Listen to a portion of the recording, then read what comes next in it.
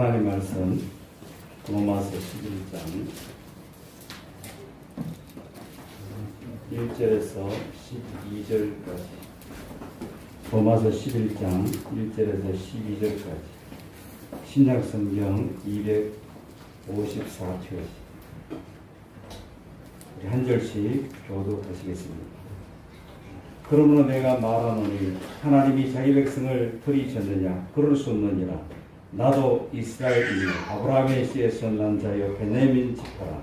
하나님이 우리가 자기 백성을 버리지 아니하셨으니 너희가 성경에 엘리야를 가리켜 말한 것을 알지 못하느냐.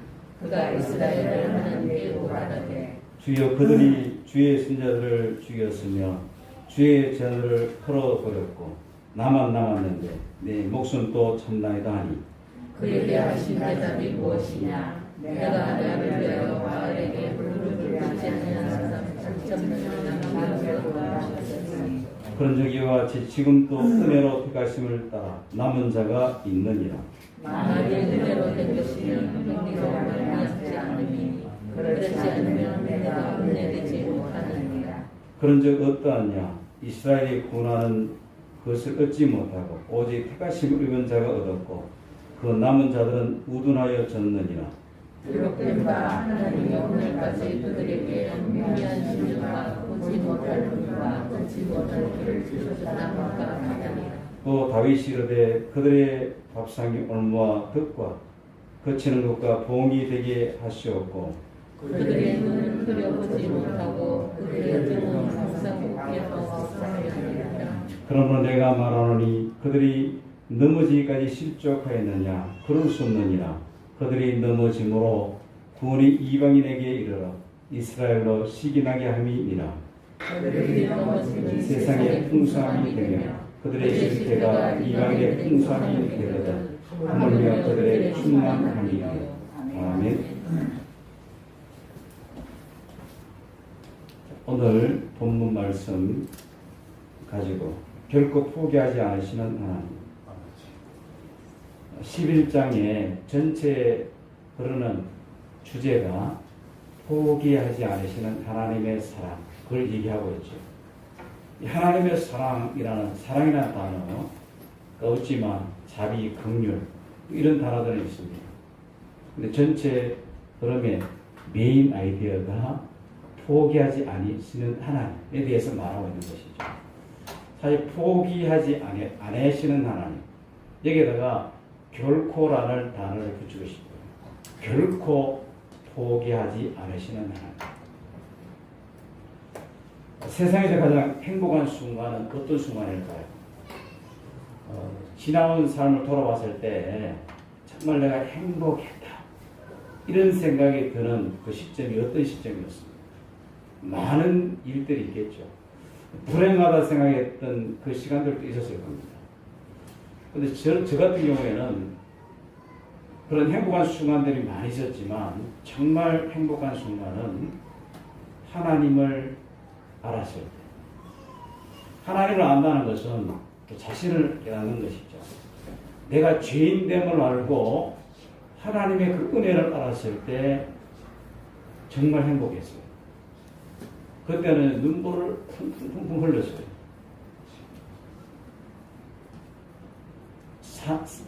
사나이가 어떻게 그렇게 눈물을 보일 수 있냐.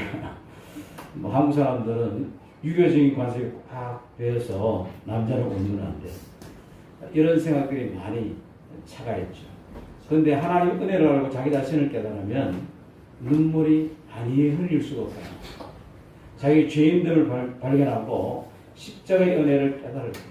그래서 하나님을 알 때 행복해지고 더 나아가 그 하나님의 뜻을 알 때, 좀 더 나간다면 하나님의 사랑을 깊이 알 때, 그 순간 삶이 완전히 달라지는 것이죠. 인생의 방향이 완전히 바뀌어지는 것을 보게 됩니다. 인생의 대전환이. 그래서 혁명이 일어났다. 이런 표현도 쓰잖아요. 만약에 그 하나님을 알지 못했다면 그럭저럭 살다가 지옥에 떨어졌을 텐데 하나님을 아는 순간에 인생의 혁명이 일어난 것입니다. 완전히 인생이 바뀌어지는 대변화가 일어난 것이죠. 저만 그렇겠습니까? 이 자리에 있는 우리 권사님, 집사님들 다 그렇다는 거예요. 말을 그렇게 표현 안 했을 뿐이지 실제 그 일이 일어났다는 겁니다. 오늘 본문 로마서 11장에서도 우리는 하나님의 사랑을 깨닫게 되는 것이죠. 어떤 사랑요? 결코 포기하지 아니하시는 하나님의 사랑을 본문은 말씀하고 있다는 겁니다. 우리가 로마서를 쭉 살펴보면서 특히 9장, 10장, 11장 이 세 장은 어려운 장면들이 참 많습니다. 오늘 본문도 읽으면서 그냥 바로 이해가 안 되는 그런 내용들도 많이 있을 겁니다. 어려운 장면도 있지만 또한 중요한 장면이죠. 하나님 편에서 보면 하나님의 비밀, 신비라는 표현을 쓰고 있죠. 하나님의 승리, 하나님의 선택이라 말할 수 있겠지만 인간 편에서 보면 이해하기 힘든 수수께끼와 같은 말씀들로 가득 차 있는 장이기도 합니다. 다시 말씀드리면 이 9장, 10장, 11장, 3장 하나님과 유대인, 하나님과 이방인 그리고 유대인과 이방인이라고 하는 3자 구도 속에서의 하나님의 비밀을 다루고 있는 심한 말씀들로 그 첫 번째 장인 9장은 이미 우리가 살펴보았잖아요. 하나님께서는 유대인인 이스라엘 민족을 왜 선택했는가? 유대인인 이스라엘 백성들을 왜 선택했는가? 그 선택의 이유와 목적은 무엇인가에 대해서 말씀하시면서 그 이유를 두 가지로 말씀하는 것을 보게 됩니다. 9장에서 그들을 선택하신 목적, 그들을 구원하기 위해서 그리고 그들에게 사명을 주시기 위해서 이스라엘 백성들을 선택했다는 겁니다. 구원을 위해서 선택했다는 이 말은요, 물론 그들이 다른 민족과 달리 선택은 받았지만, 그렇죠. 다른 많은 민족 중에 이스라엘 백성을 하나님 선택하셨습니다.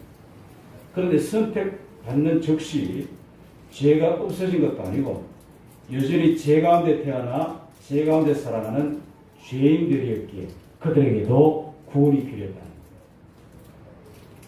그래서 그 구원을 위해서 다시 말하면 구원을 위해서 하나님이 먼저 그들을 선택한 것이죠.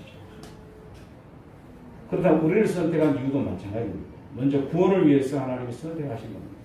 그리고 사명을 위해서 선택했다는 이 말은요, 선택받은 이스라엘 백성이 선택받지 못한 이방인 위에 군림하라고 선택한 것이 아니라 이방인들을 섬기고 이방인들에게 봉사하고 하나님을 알게 하기 위해서 그들에게 사명을 주셨다는 겁니다. 그런데 이렇게 구원을 위해서 선택받았고 사명을 위하여 선택받은 이스라엘 백성들이 그 위에 어떻게 살았는가? 구원 이후의 삶, 그리고 구원받고 그들에 주신 사명의 삶은 어땠는가? 이 점을 살펴보는 것이 굉장히 중요한 것이죠. 우리에게도 적용되니까. 그들은 그 후 그러한 목적을 가지고 선택하신 그 하나님의 깊은 뜻을 따라 살지 못하고 자기 마음대로 살았고 하나님 마음을 아프게 하며 살았다는 것입니다. 그러고 보면 그들의 삶이나 우리의 삶이나 비슷하다 이런 생각이 들지 않습니까? 하나님의 구원 이후의 삶을 원하시는데 어떤 삶을 원하시는데 하나님이 원하는 뜻대로 하나님 목적대로 사는 것이 아니라 오히려 하나님의 마음을 아프게 하고 지 마음대로 살았다 이 말이죠. 그것을 말씀하고 있는 장이 바로 10장이었습니다.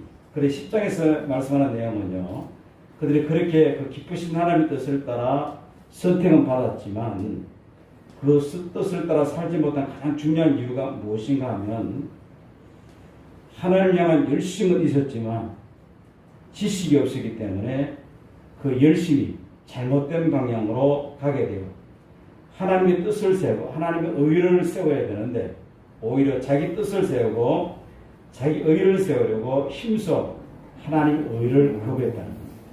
다시 말하면 율법을 행함으로 구원받는다.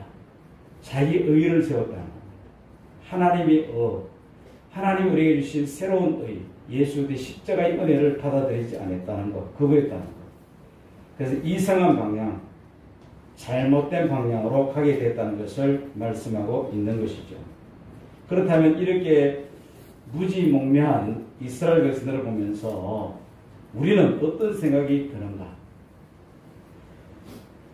두 가지 생각이 들 수 있어요.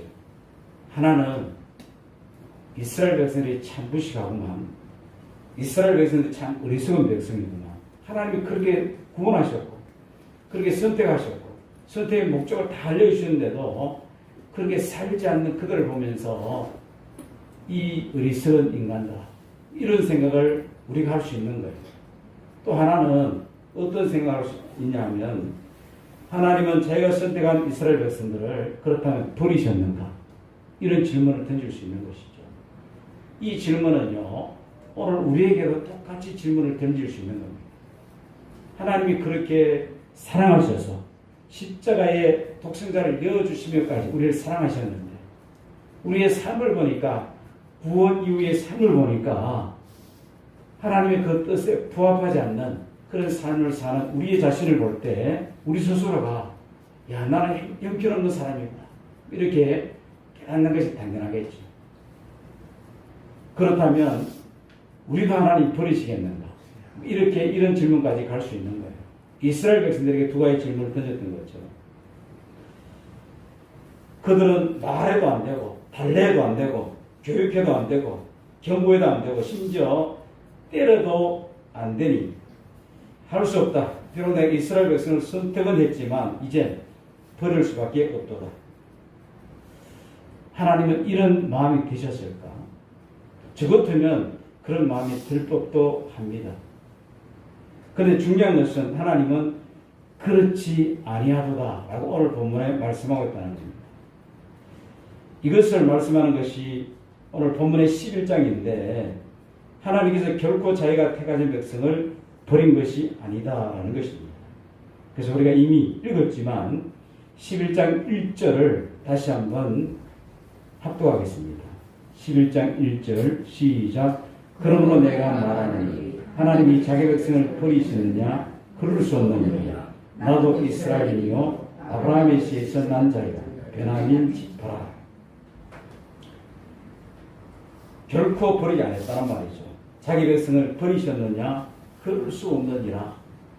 아니다는 것입니다. 그 증거로 자신을 얘기하고 있는 것이죠. 그 증거로 버리지 않으셨다. 나를 봐라. 나는 이스라엘인이요 아브라함의 씨에서 난 자요 베냐민 지파라. 이렇게 말하죠. 나를 보십시오. 나는 유대인이고 바리새인 중에 바리새인이었습니다. 예수 믿는 자를 핍박했다는 자였지만 예수님을 믿을 뿐 아니라 사도로 부르심을 받았습니다. 그러므로 유대인 중에도 택함을 받아 예수를 믿는 자가 있다는 그런 말입니다. 버리셨는 것 같지만 그렇지 않도다. 그들 가운데서도 하나님이 남은 자를 부르셨다. 그들 가운데서도 예수를 믿어 택한 자가 있다. 이 얘기를 하고 있는 겁니다. 바울 자신이 그렇게 되었던 것처럼 또한 5절 말씀처럼 그들 가운데 남은 자가 있기 때문이라고 말하고 있죠. 5절에 보니까 그런 적 이와 같이 지금도 은혜로 택하심을 따라 남은 자가 있느니라.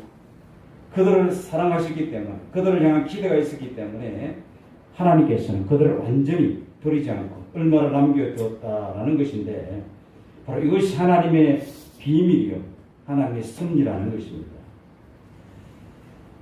그러면서 엘리야의 예를 들고 있죠. 엘리야의 예. 열왕기상 19장 10절에 14절에 보면 엘리야가 하나님께 나가 기도하는 모습을 오늘 본문은 그 말씀을 인용해서 그대로 기록해 놓은 것을 보게 됩니다. 그들은 주님의 신자들을 죽였습니다. 주님의 제단을 헐어버렸습니다. 남은 자는 나 혼자밖에 없는데 그들은 제 목숨마저 노리고 있습니다. 이렇게 말했을 때, 이렇게 기도했을 때 열왕기상 19장 18절에서 아니다. 내가 바알에게 우상 숭배하는 그렇죠. 바알이라는 신을 우상 숭배했습니다. 바알에게 무릎을 꿇지 않는 사람 7,000명을 내 앞에 남겨두었다. 이렇게 말씀했다는 것이죠. 이 말씀을 인용하면서 설명하는 것입니다. 그러므로 유대인들 중에 여전히 은혜로 택하심을 입은 사람들이 있다는 겁니다. 5절에 보면 그런 적 이와 같이 지금도 은혜로 택하심을 따라 남은 자가 있느니라. 지금도 바울이 로마서를 써서 보내는 그 시점을 먼저 얘기하는 것이죠. 그렇죠. 지금도 은혜로 택하심을 따라 남은 자가 있느니라. 오늘날도 지금도 은혜로 택하심을 따라 하나님의 은혜로 구원을 받게 되는 겁니다. 이 말씀 아주 중요한 말씀으로서 그렇다면 그 남은 자란 어떤 남은 자이고 또 어떤 성격의 남은 자인가를 5절을 통해서 우리에게 보여주고 있는 겁니다. 하나님의 은혜로 하나님의 택하심을 따라 된 남은 자라고 말하고 있죠.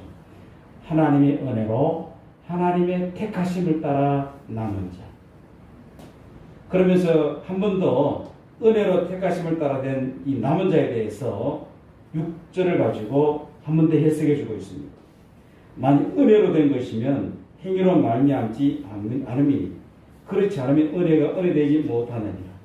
우리가 행위로 구원받는 것이 아니라 은혜로 구원받는다. 믿음으로 구원받는다. 계속해서 이 복음을 듣잖아요.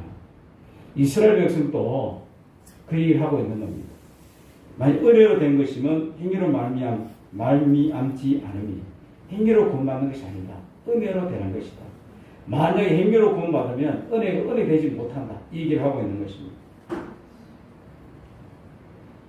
하나님이 선택하신 이스라엘 백성이 구원을 따라 사명을 따라 살지 못하고 하나님의 뜻을 거부하며 살았기에 하나님이 자기 백성을 완전히 다 버리셨는가. 그럴 수 없고 또 그렇지도 않다는 것이며 그렇지 않다는 것을 증명하기 위하여 남은 자가 있습니다. 그 남은 자는 은혜로 된 남은 자라고 말씀하고 있는 것입니다. 그런데 사도 바울은요 7절에서 10절 말씀에서 중요한 경고를 하고 있습니다. 하나님이 이렇게 은혜로 남은 자로 우리를 구원하시는데 은혜로 남은 자, 이스라엘 백성들에게 경고하는 말씀과 동시에 은혜로 구원받은 오늘 우리에게도 이 경고의 말씀은 그대로 유효한 것이죠. 다시 말하면 하나님으로부터 택함을 선택받은 백성이 그 선택을 따라 살지 않으면 어떤 결과에 이르게 되며 어떤 존재에 이르게 되는가를 발견하게 된다는 그 얘기를 하고 있습니다. 7절에서는 마음이 우둔하게 된다 이 표현을 쓰고 있죠. 하나님이 선택하신 목적대로 하나님이 원하는 뜻대로 살지 않으면 마음이 우둔하게 된다라고 말하고 있습니다. 강팍하게 된다 이 말을 하고 있는 것이죠. 이스라엘 백성들이 그랬다는 것입니다. 그리고 8절에서 10절에 있는 말씀은요. 영은 분별력이 없어진다. 이걸 얘기합니다. 영적 분별력이 점점 없어지는 거예요. 그리고 10절에는요. 힘은 무기력해진다는 진리를 발견하게 된다는 겁니다. 10절의 말씀이 그런 얘기예요. 그들의 눈은 흐려보지 못하고 눈이 흐려진다는 것은 시력이 떨어진다는 것은 뭡니까? 육체가 쇠해진다는 그런 의미가 있어요. 힘이 무력해진다. 그들의 등은 항상 굳게 하옵소서. 그리고 등이 굽어지면 육체의 힘이 쇠잔할 때 이렇게 굽어지는 것을 보게 되죠. 무기력해진다는 것입니다. 이런 말씀을 통해서 우리의 신앙을 점검해 볼 필요가 있는 것이죠. 혹시나 내가 마음이 둔해지고 있는 거 아닌지, 완악해지고 있지는 않는지, 또 영적 분별력이 없어지고 있지는 않는지, 과거에 은혜 충만하고 또 하나님의 말씀으로 충만하고 주님을 붙들 때는 영적 분별력이 바로 됐는데 자꾸 어두워지기 시작하고 잘 듣지를 못하게 되고 육신의 길을 얘기하는 것이 아닙니다. 그렇죠? 영적으로 하나님 말씀이 잘 들려오지 않고 분별력이 점점 어두워지고 있지 않는가. 그리고 힘은 무기력이 돼가고 있지 않는가. 과거에는 힘이 없어도요. 육체의 힘은 없어도 영적인 힘이 있어서 죽으면 죽으리라. 이런 각오가 있었는데 이 두 개다가 막 투에 바람 빠진 것처럼 무기력해져 있지는 않는가. 이렇게 자기를 점검하는 그런 말씀이 되기도 하십니다. 그렇죠? 그렇다면 중요한 것은 그들이 그 선택의 의미를 모르고 선택하심의 의도대로 따라 살지 못함으로 말미암아 완악하게 되고 분별력이 없어지게 되고 이제 완전 무기력하게 되었다면 그들은 넘어지기까지 실족하게 되었단 말인가. 이 질문에 도달하게 되는 것이죠. 이것이 궁금한데 여기에 대해서 11절에 이렇게 말합니다. 그러므로 내가 말하노니 그들이 넘어지기까지 실족하였느냐? 그럴 수 없느냐? 실족은 해석에 넘어지기까지 실족했느냐? 넘어지기까지. 이 넘어졌다는 것은 완전히 넘어졌다는 거예요. 그럴 수 없느냐? 그들이 넘어짐으로 구원이 이방인에게 이르러 이스라엘로 시기나게 함이니라. 이 말씀이죠. 비록 그들은 이렇게 하나님의 뜻을 거부하며 살아왔으며 잘못 살아온 백성이기는 하지만 그들이 완전히 버림받지 않은 것은 11절 말씀처럼 비록 실족은 하였지만 넘어지기까지 실족한 것은 아니기 때문에 그들이 완전히 버림받은 백성이 아니라는 것입니다. 그리고 또 중요한 것은 선택받은 이스라엘 백성이 완전히 넘어진 것은 아니지만 그 넘어짐으로 인해서 구원이 이방인에게로 가고 말았는데 그렇게 구원이 이방인으로 감으로 말미암아 이스라엘 백성으로 하여금 시기나게 하려 하고 그래서 이스라엘 백성이 넘어졌다. 넘어진 이유가 그 구원이 이방인에게로 향하게 하고 또 이방인에게로 구원이 향한과 동시에 이방인이 구원받는 것을 보고 이스라엘 백성을 하여금 시기나게 하기 위해서 넘어짐을 허락하신 하나님의 신비, 하나님의 섭리를 얘기하고 있는 것이죠. 그래서 하나님의 이 신비와 섭리, 우리가 사실요 하나님의 이 섭리하심에 대해서 우매합니다. 하나님은 우주 만물을 붙들고 계셔요. 하나님이 지금도 살아계십니다. 하나님의 눈동자는 불꽃 같은 눈동자로 우리를 지켜보고 계십니다. 근데 우리 인생이 살다 보면 희노애락 이라는 표현을 쓰잖아요. 인생을 희노애락. 기쁘고 즐거울 때는 좋은데 슬프고 병들었을 때는 어때요? 하나님 안 계시는 것 같아요. 사방이 다 막혀있을 때는 너무나 답답한 겁니다. 그래서 하나님의 섭리를 못 보는 거예요. 그때도 하나님의 섭리를 보는 눈, 믿음의 눈이 있어야 하는 것이죠. 꽉 막혔을 때, 답답할 때 하나님의 눈은 온 천하를 살피시는 불꽃 같은 눈동자로 보고 계신다. 지금 나의 형편을 아시는 분이다. 나의 사정을 알고 계시는 분이다. 그러면 기도하는 마음이 생기는 겁니다. 하나님께 나아가고 싶은 그 뜨거움이 우리 속에 일어나는 것이죠. 이 하나님의 그 섭리, 우리를 이끌어 가시는 그 하나님의 손길을 볼 수 있는 눈, 이게 굉장히 중요한 것입니다.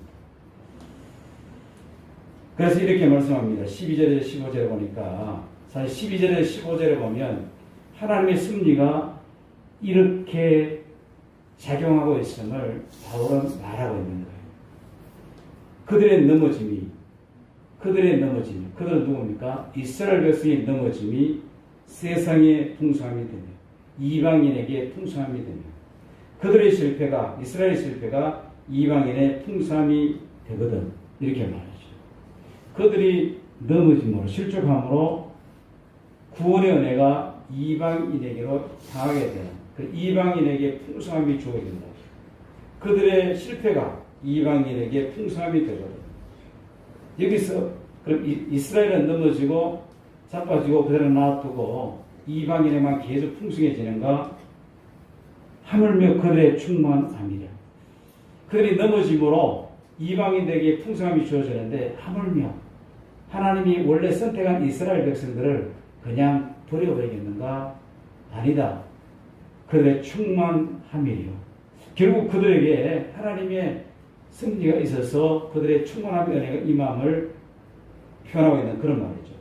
내가 이방인인 너에게 말하노라. 내가 이방인의 사자인 만큼 내 직분을 영광스럽게 여기노니 이는 혹 내 고륙을 아무쪼록 시기하게 하여 그들 중에서 얼마를 구원하려 합니다. 그들을 버리는 것이 세상의 화목이 되거든. 이스라엘 백성이 버림받는 것 같습니다. 그 결과로 세상 이방인이 하나님과 화목의 역사를 이루게 된 것이죠. 그런데 그 받아들이는 것이 결국 다시 이스라엘 백성들을 받아들이는 것이 죽은 자 가운데 살아나는 것이 아니면 무엇이리요? 예수의 십자가의 은혜가 아니면 그들을 어떻게 받아들일 수 있겠는가? 바울은 얘기하고 있습니다. 더 자세히 보면요. 하나님의 그 기쁘신 뜻과 세상을 다스리시는 구체적인 섭리는 선택한 이스라엘 백성도 구원하고 선택하지 않았던 이방인도 구원하는 데 있다는 것을 말하고 있는 것이죠. 이스라엘 백성만 구원하고 이방인은 버리겠다, 영원히. 그런 말이 아니라는 것입니다. 더 정확하게 말하면 하나님은 이스라엘 백성도 선택했고 결국 이방인도 선택했다, 이 얘기를 하고 있는 겁니다.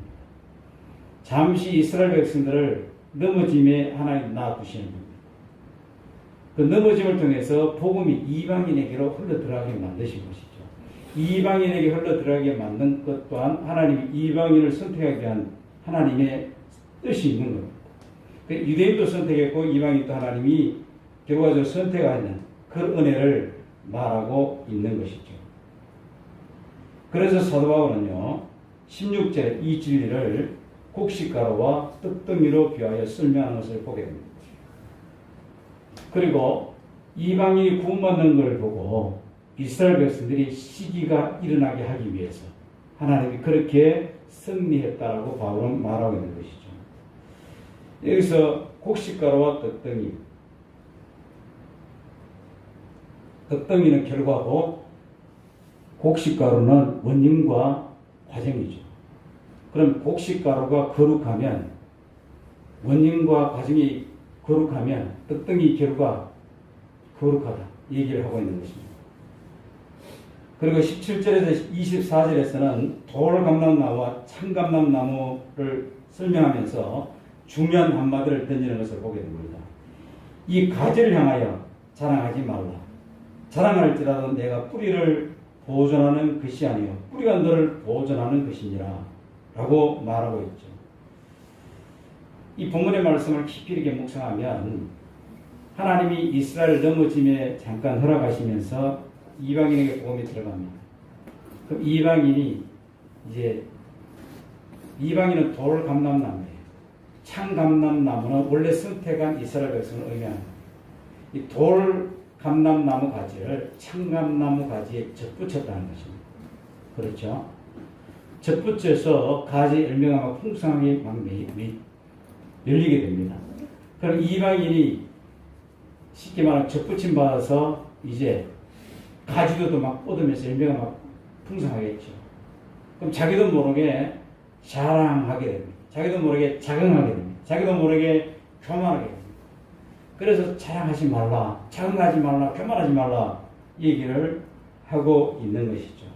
왜냐하면 자랑할지라도 내가 뿌리를 보존한 것이 아니고 뿌리가 너를 보존하는 것이다. 그 뿌리는 뭡니까? 원가지는 하나님이 원래 선택한 이스라엘 백성 참감람나무에 접붙임을 받았는데 접붙임 받은 가지가 열매를 좀 맺는다고 해서 지가 잘라서 자기의 의로, 자기의 행위로 열매 맺는 걸로 자랑하지 말라는 겁니다. 뿌리에서 영양분이 공급되지 않으면 너 맺을 수 있느냐 이 얘기를 하고 있는 것이죠. 이 말씀을 깊이 묵상해 보면 결국 이런 뜻이 내포되어 있음을 알 수 있죠. 이스라엘 백성들은 이방인을 향하여 자랑하지 말고 이방인은 이스라엘 백성을 향하여 자랑하지 말라. 너희는 서로 사랑하며 살도록 창조된 존재다라고 말하는 겁니다. 서로 자랑하며 창조된 존재가 아니라 서로 사랑하며 서로 세우며 서로 섬기라고 창조된 존재다. 이걸 얘기하고 있는 것이죠. 그래서 20절에 또 이렇게 말합니다. 옳도다. 그들은 믿지 아니함으로 꺾였고 너는 믿음으로 섰느니라. 높은 마음을 품지 말고 도리어 두려워하라. 옳도다. 그들은 믿지 않음으로 꺾였고 이스라엘 백성들은 믿지 않음으로 꺾였습니다. 너는 믿음으로, 이방인은 믿음으로 섰느니라. 그러므로 높은 마음을 품지 말고 도리어 두려워하라. 이 말씀은 이 하나님의 뜻과 그 뜻을 실행하는 하나님의 승리를 두려워하라는 것이죠. 그래서 하나님의 계획과 하나님이 이끄시는 승리를 보면 두려운 마음이 생깁니다. 이 두려운 마음은 가끔 표현하는 것처럼요. 나를 지옥 보낼 것이다. 하나님 나를 저주할 것이다. 하나님 나를 버릴 것이다. 이런 두려움이 아니라 하나님의 하신 일을 보니까 경외심이 생기는 하나님의 준엄하신 그 행하시는 놀라운 일들을 보니까 저절로 하나님을 막 경외하게 되는 거예요. 이 경외라는 단어 속에는 사랑과 두려운 마음, 이 두 가지 마음이 어울리는 것이 하나님께 경외하는 마음이에요. 버릇 없는 것은 뭡니까? 버릇 없는 것. 하나님의 사랑만 강조하고 하나님을 함부로 대하고 하나님을 없이 여기고 자기 마음대로 막 생각하는 이런 버릇없는 마음은 진짜 사랑이 아니에요. 정말 사랑하면 그 안에 두려움이 있다. 아내가 남편을 정말 사랑하면, 남편이 아내를 정말 사랑하면 아껴주고 존중해주고 위하고 목숨마저도 던질 그런 아름다운 게 있는 것이죠. 근데 말로만 사랑하고 에러적인 사랑은 뭡니까? 자기 욕심만 만족시키려는 사랑이, 그 사랑이 아니라 하나님을 정말 사랑하면 그런 마음이 생긴다. 주를 위해 죽을 수 있는 마음도 막 솟아오르는 겁니다. 정말 주를 향한 경외심이 막 솟아나는 것이죠. 그래서 하나님의 섭리를 보니까 이런 두려워하는 마음이 생기는 겁니다. 이 두려워하는 마음이 생겨야 신앙의 정상인 것이죠. 그럴 때 내 마음대로 살아가는 것이 아니라 주 뜻대로 살아가는 겁니다. 나의 뜻대로 사는 것이 아니라 성령이 인도하신 대로 살아가는 믿음이 그 안에 생기기 시작하는 겁니다. 오늘날 예수 믿는 성도들의 삶의 모습을 보면 이 하나님을 두려워하는 마음이 없어요. 정말 자기 마음대로 살아갑니다. 자기 의견에 좋은 대로, 자기의 소견에 좋은 대로 이게 하나님 뜻이다라고 살아가 버리는. 예를 들면 손자가 할아버지의 가위로 수염을 막 잘라버렸다고 생각해 보십시오. 손자가 할아버지의 손자를 얼마나 사랑합니까? 땅에 놓기도 아까운 존재. 허리가 아파도 안아주려고 애쓰는 그런 사랑이 있잖아요. 또 손자도 할아버지를 너무 사랑하고 존경합니다. 그렇지만 그렇게 사랑한다고 해서 가위 펴고 할아버지 수염을 자르면 어떻게 돼요? 문제가 생기는 겁니다. 우리도 잘못하면 적절한 비유인지는 모르겠습니다만 하나님을 그렇게 대할 수도 있는 거예요. 하나님은요, 그래 수염을 자르셔도 이놈 하고 참고 계십니다. 그 하나님의 참고 계심의 사랑을 볼 때 하나님의 그 위엄, 하나님의 그 기쁘신 우리를 향하신 사랑, 그걸 깨달을 때 나도 모르게 경외심으로 두려운 마음이 생기는 것이죠. 그래서 나오는 찬양이 하나님을 높이는 겁니다.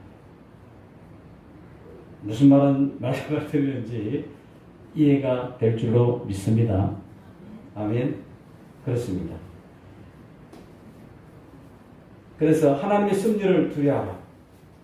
그리고 하나님은 적부침을 받은 이방인도 사랑하시고 원가지 이스라엘 백성도 이렇게 시기나게 하여 구원 얻게 하시고 회복시키시는 하나님의 섭리입니다.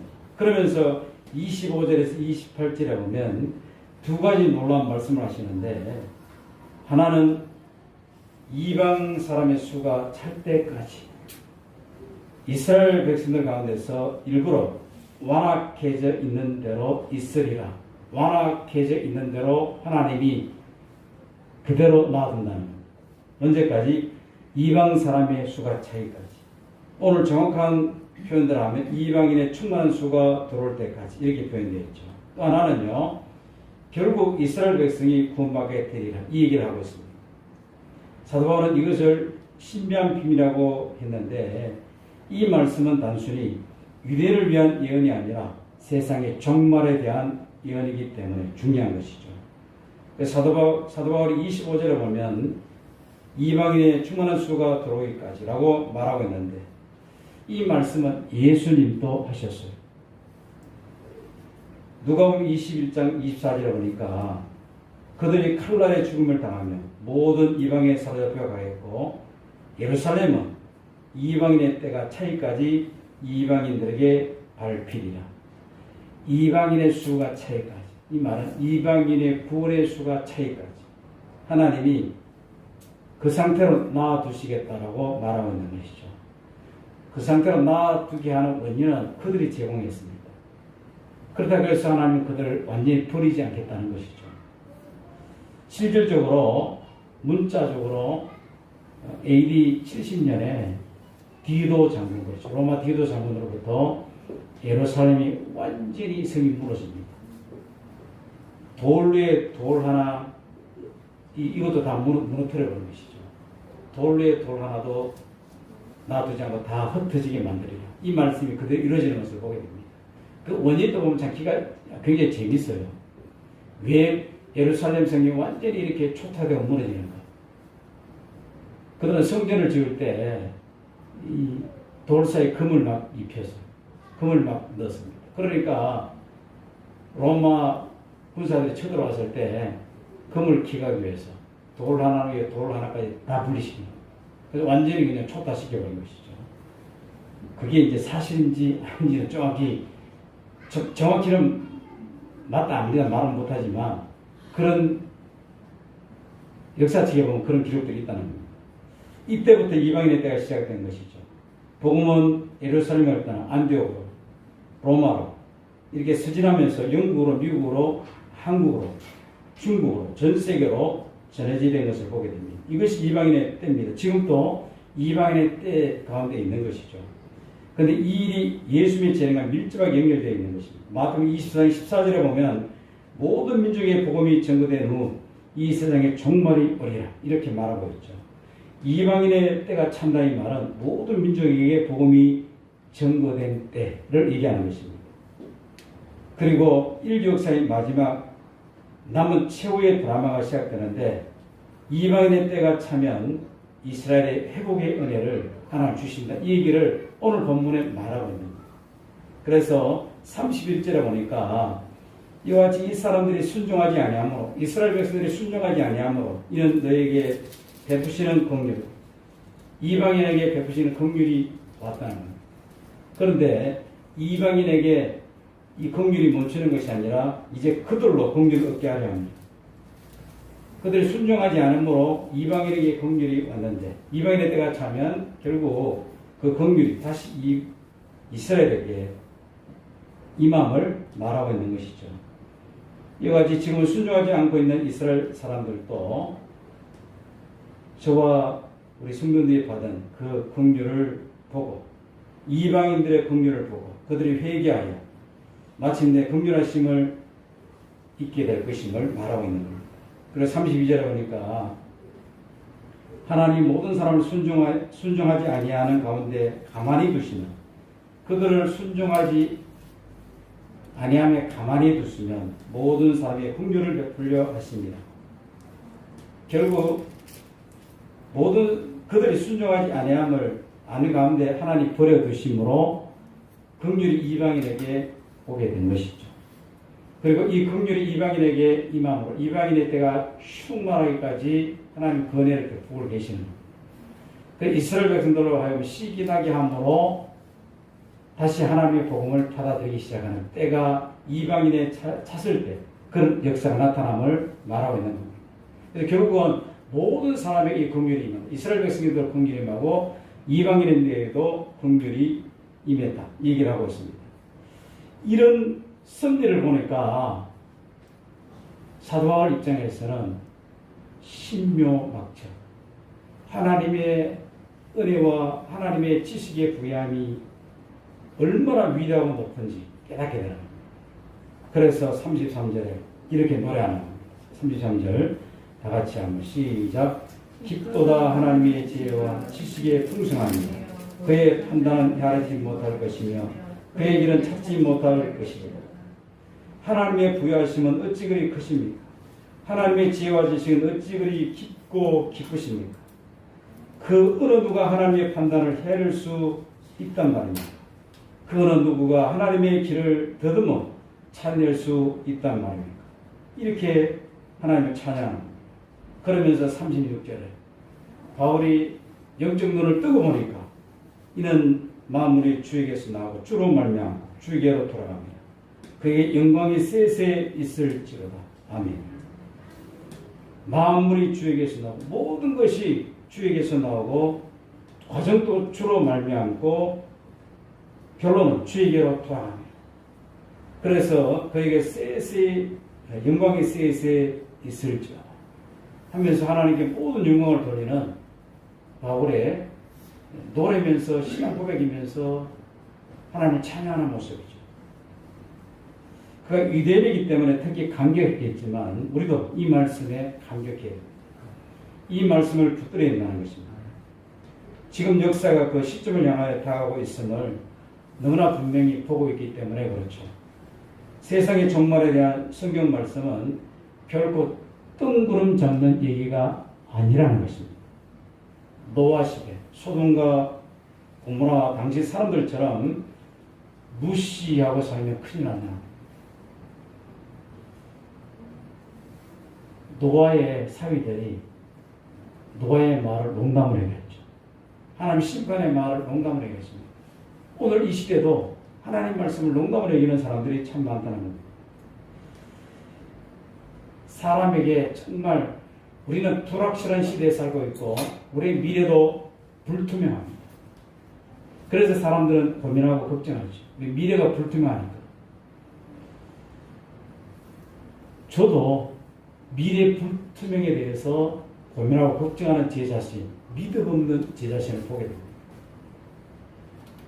70대, 80대 되면 내가 어떤 모습으로 살고 있을까?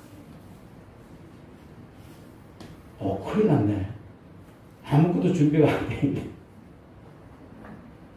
그래서 미래의 불확실 때문에 고민하죠, 사람들. 근데 확실한 게 하나 있어요. 확실한 게 뭐냐면 사람은 모두 육체적인 죽음을 맞이한다는 거예요. 육체적인 죽음을 맞이한다는 것이죠. 때로는요, 참 안타까운 죽음도 참 많아요. 안타까운 죽음. 우리 인간이 봤을 때 안타까운 죽음이죠. 하나님이 우리에게 주신 연수를 다 채웠으면 좋겠는데 그렇지 못한 그런 모습 볼 때는 참 많이 아파요. 그렇지만 그 또한 바울이 하나님의 섭리를 보면서 노래했던 것처럼 하나님의 깊은 경륜과 하나님의 핵심의 역사하심은 정말 의롭고 공의로우시고 사랑이 많으신 그 하나님 하시는 일은 틀림없이 올 것이다. 이런 믿음으로 보면서 우리 기대하며 천국에 가봤을 때 그 의문점이 그대로 다 풀리는 거예요. 저도 가끔 하나님 앞에 가면 물어봐야지 이런 농담 아닌 진심 담긴 말을 가끔 던집니다. 그런데 천국에 입성하는 순간에 그 모든 의문이 다 풀린다. 지금은 좀 의문이 아직도 캐시한 마크를 탁 찍을 때가 있어요. 그렇지만 천국에 입성하는 순간에 그 의문이 그대로 풀리는 역사가 있다는 거예요. 그래서 우리는 여기서 너무 애달하지 말고 너무 또 고민에 빠지지 말고 바울이 하나님의 그 놀라운 섭리를 봤을 때 하나님을 찬양했는 것처럼 우리도 이런 하나님의 큰 틀에서 하나님의 계획이 있음을 보고 찬양하는 것이 오히려 맞다는 겁니다. 모든 것이 불확실하지만 죽는 것은 확실하다. 이런 얘기를 했는데요. 우리 어떤 것도 장담할 수 없죠. 저는 결국 죽을 것이라는 만큼은 너무나 분명한 현실입니다. 문제는 죽음을 전혀 준비하지 않고 산다는 것이죠. 다른 것들은 다 준비하면서 가장 중요하고 가장 분명한 사실인 죽음에 대해서는 준비가 안 되어 있으면 어떻게 합니까? 이 죽음은요, 개인적인 죽음이 있고 세상 역사의 죽음이 있습니다. 이걸 종말이라고 그러잖아요. 개인적인 종말, 이 세상 역사의 종말. 성경만 이 세상의 종말이 있음을 정말 정확히 말하고 있습니다. 그 징표 중 하나가, 확실한 하나가 유대인들이 주 예수님의 십자가의 공을 믿게 될 것이다.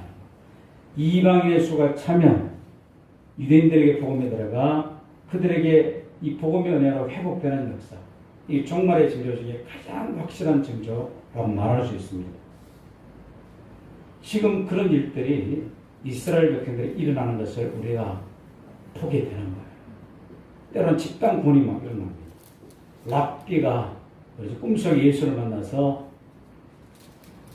신앙을 바꾸는 그런 역사도 막 일어남을 이 선교사들의 간증을 통해서 듣게 됐죠. 아무튼 더 강력히 그런 역사가 일어날 때가 점점 가까웠다. 그렇게 볼 수 있는 겁니다. 로마서 11장에서 말씀하는 핵심은요.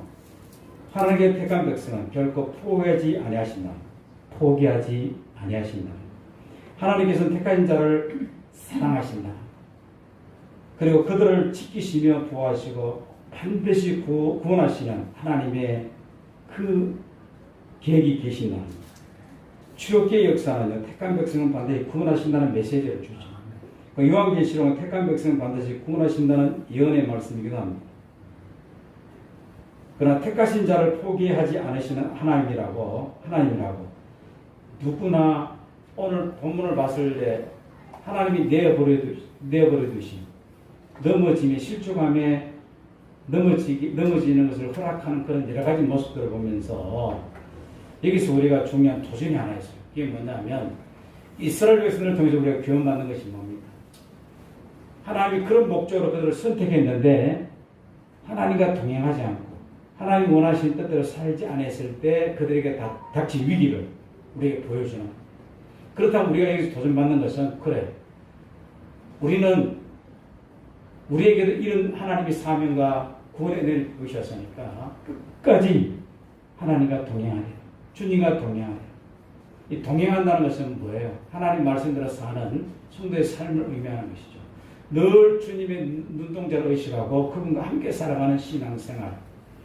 오늘날 그리스도인들의 가장 취약점이 뭐냐면 주일의 예배와 일상의 삶과는 이원론으로 살아가고 있다. 사실 하나님은 주일의 예배와 일상생활에서의 삶도 예배로 하나님 보시는 거예요. 이 주일의 예배를 통해서 영적으로 회복하고 일상삶 가운데서도 예배 생활을 해라. 예배할 때 우리는 찬양, 딱 짜여진 틀의 예배만 생각하는데 우리 삶의 예배라는 겁니다. 그래서 거룩한 산제사라는 로마서 12장에 말씀이 있잖아요. 주님과 연합한 자, 그런 삶을 산다는 거예요. 연합한 자에게는 주의 날이 임할 때 도적같이 임할 수가 없어요. 주님과 연합한 자는 그냥 알게 되는 겁니다. 도적같이 만나는 것은 뭐예요? 주인이 골아 떨어졌을 때, 그냥 잠에 푹 처있을 때, 도둑이 왔는지도 몰라요. 그런데 깨어있으니까, 주님과 연합해 있으니까 언제 주님이 올지 우리는 그냥 아는 거예요. 그런데 극단주의 종말론, 그렇죠? 종말론주의, 우리가 칼빈주의, 알미란주의, 주의에 빠지면 문제가 생깁니다. 종말론주의, 우리는 종말론적인 신앙관을 가지게 돼요. 주님이 내일 또 오실 수 있고 지금 또 오실 수 있고 언제 오실지 늘 종말론적 신앙과 주님을 바라보는 신앙. 그러나 주의에 빠지면 어떻게 됩니까? 일상생활을 팽개쳐버리고 그냥 중요한 재림만 기다리고 있는 겁니다. 아무것도 안 하고. 그리고 그런 사람들을 보면 굉장히 과격해요. 인터넷에 보면 이 종말론을 강조하면서 굉장히 과격한 언어를 쓰면서 사람을 어둡게 하고, 그렇죠? 굉장히 올매게 하고 그런 모습들을 보게 되죠. 그러나 종말론 쪽 바른 신앙만을 가지고 늘 주님과 동행하는 신앙의 태도가 중요함을 성경은 우리에게 말하고 있는 겁니다. 그러면서 주님과 동행할 때 나타난 정말 중요한 우리의 열매가 뭡니까? 사랑이라는 거예요. 오늘 본문에서 끝까지 포기하지 않으신 하나님의 사랑. 그 주님을 닮은 우리도 먼저는 하나님을 사랑해야 되겠죠. 그 다음에 사랑하는 지체들을 사랑하고 결국은 영혼을 사랑하는 그 말입니다. 영혼을 사랑하는. 그리고 또 자식도 사랑해야 되겠죠. 사랑의 열매가 우리 속에 나타나고 있는가. 늘 우리는 우리 자신을 돌아봐야 됩니다. 모든 것은 없어지더라도 영원히 존재하는 게 뭡니까? 강은 또 패하고 또 뭐도 패합니까? 그렇죠. 예언 또 패하고 모든 것이 패할지라도 영원히 믿음, 소망, 사랑은 영원할 것이다. 이렇게 말하잖아요. 결국 이 천국에 딱 입성하는 순간에 우리가 믿음, 소망, 사랑은 영원한데 그 중에 가장 영원한 것이 사랑이다. 우리 믿음으로 소망 가운데 우리의 소망이 이루어질 때 영원한 하나님 나라에 가서의 삶은 사랑으로 충분한 삶이겠죠. 가끔 천국의 삶을 이렇게 묵상해 보기도 합니다. 천국의 삶을 묵상하면서 할렐루야, 할렐루야, 하루 종일 이렇게 있을까? 이런 생각도 해보잖아요.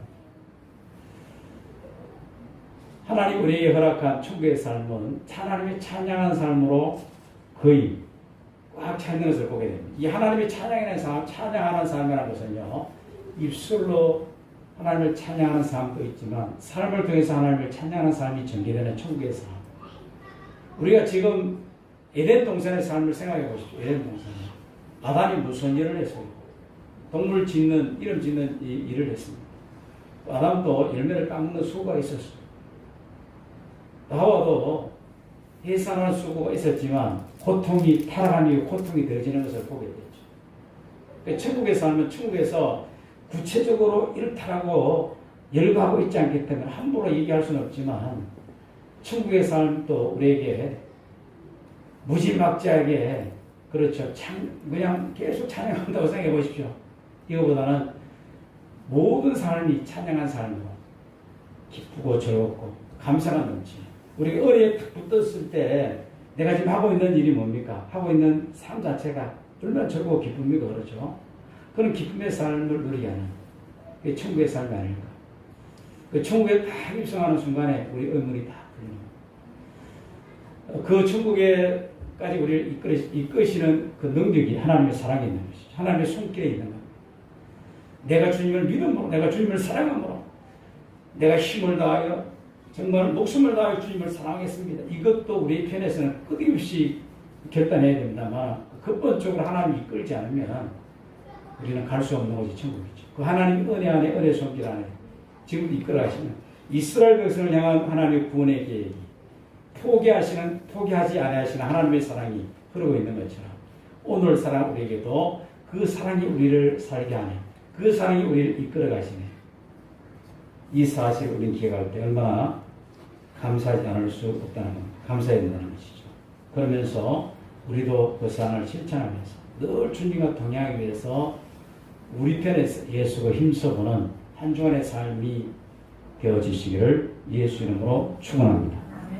살아계신 하나님, 부조가 연약하지만 하나님의 그 크신 사랑과 그 은혜로 우리를 하나님 자녀 삼으시고 또 우리에게 귀한 사명 주셨습니다. 그래 이스라엘 백성들의 삶을 보면서 우리가 교훈받아 우리를 택하신 목적, 구원하신 목적, 또 다른 영혼의 사랑을 베풀며 또 다른 영혼에게 복음을 전하는 그런 삶이 되게 하소서. 어렵고 힘든 상황이 있더라도 영원하신 하나님의 손에 붙들려 영원한 천국을 바라보며 하나님 주신 하늘의 기쁨을 우리 속에 새기면서 고통 가운데, 어려운 가운데, 힘든 가운데서도 주님을 찬양하며 사랑하며 그 사랑에 이끌려 승리하는 우리 성도들 모두가 되기를 간절히 소망하며 예수님의 이름으로 기도드립니다. 아멘.